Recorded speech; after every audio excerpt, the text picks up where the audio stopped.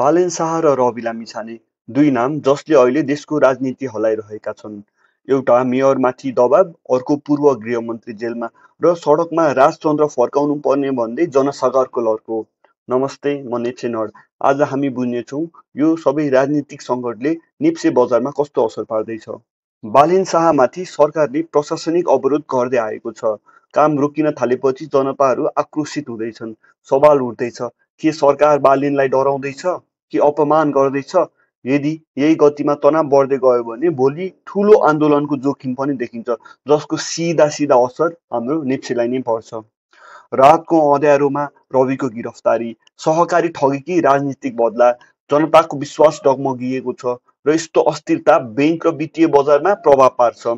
सिधा सिधा असर फेरि पनि हाम्रो नेप्सेमा। राजा ल्याऊ देश बचाऊ यो नारा फेरि पनि गुन्जिन थालेको छन्। प्रदर्शन दिन प्रतिदिन उग्र बन्दैछ। मानिसहरू घाइते हुँदैछन् भने केहीले त ज्यान समेत गुमाएका छन्। जनता निराश छन्, व्यवस्था कमजोर देखिँदैछ। यस्तो माहौलले बजारमा दबाव नपर्ला भन्न चाहिँ सकिँदैन है। नेप्से अहिले 2700को आसपास छ, तर जनतामा डर, बजारमा अनिश्चित।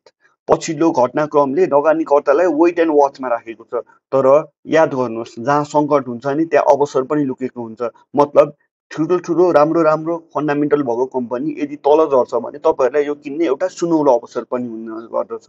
अब तपाईँको विचार, बालेन, रवि र राजतन्त्रको यो हङ्गामाले बजारलाई कहाँ लैजान्छ? कमेन्टमा लेख्नुहोस् र यस्तो विश्लेषण मन परेमा लाइक, सेयर, सब्सक्राइब चाहिँ गर्न नबिर्सिनुहोस् है त। म फेरि आउनेछु नयाँ विश्लेषण लिएर। हस्त, धन्यवाद।